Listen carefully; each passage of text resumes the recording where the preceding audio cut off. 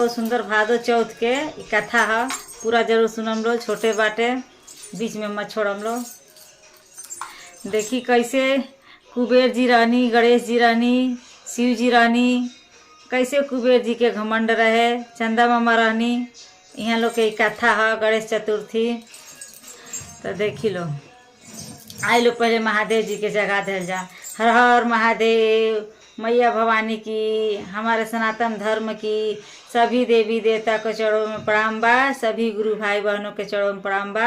हमारा नमस्कार करम लो, आ जौन गलती हुई माफ़ करम लो। कथा के पूरा सुनम लो। हमके उम्मीद बा ये कथा के पूरा प्यार दुलार देम लो।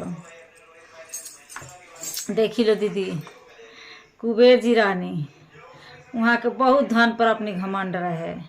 तो कहनी कि हम भंडारा रखम, आ सोने के बर्तन में ही सबके खिलाएम, आ सब देवता लोग के बोलाएम, भंडारा खिलाएम। तो कहनी अच्छा ठीक बोले। मन में सोच लेने आ चल गए कैलाश पर्वत पर शिव गुरु के बुलावे। कहनी पहले उहे के लग चली। तो गईनी तो प्रणाम कैनी कुबेर जी, आ कहनी महाराज जी हमरी यहाँ भंडारा बा, आवे के बा।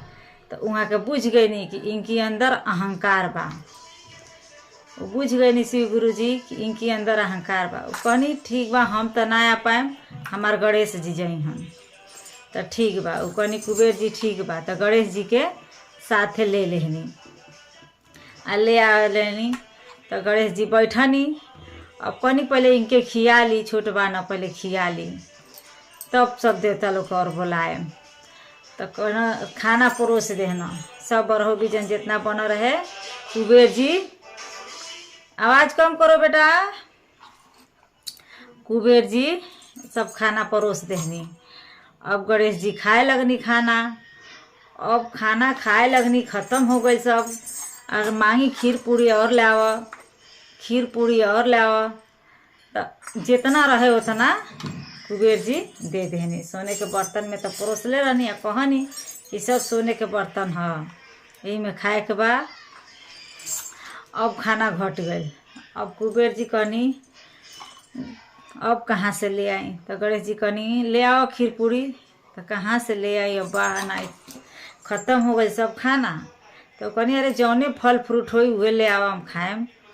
तो जौन फल फ्रूट रहे घर में उहो ले आके कुबेर जी दे देनी। अब गणेश जी वो खा गलनी, फिर और मांगे लगनी। तब कुबेर जी बुझ गईनी कि हमार घमंड बुझ गई बना। तब माफ़ी मंगनी कि हम माफ़ी मांगतनी गणेश जी, हमके माफ़ करम। हमके अपनी ये कुबेर धन उन पर बहुत घमंड रहल। तो कहनी अच्छा ठीक बोले, माफ़ कैनी। आ वजह से चल देनी मूसक की सवारी लेके कैलाश पर्वत पर।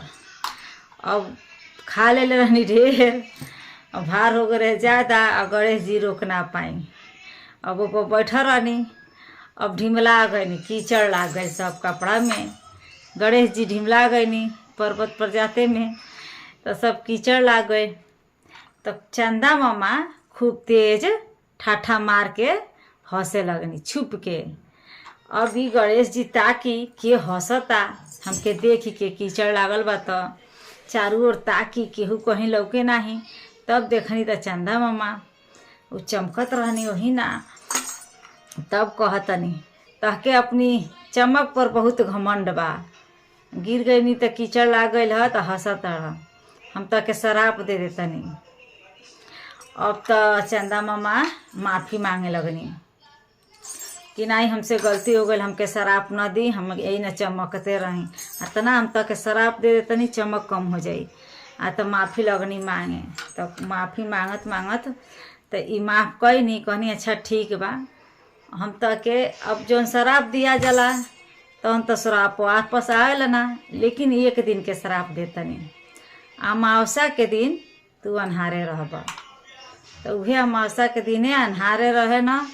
आ इहो कहना कि देख चौथ जे भूखी आ तहके पहले अर्घ दी, हमके ओकरी बाद आ तबे उतरीम होई। अर्घ दे तहरो के हमरो के पूजा करी, तब उनकर चौथ व्रत उतरीम होई।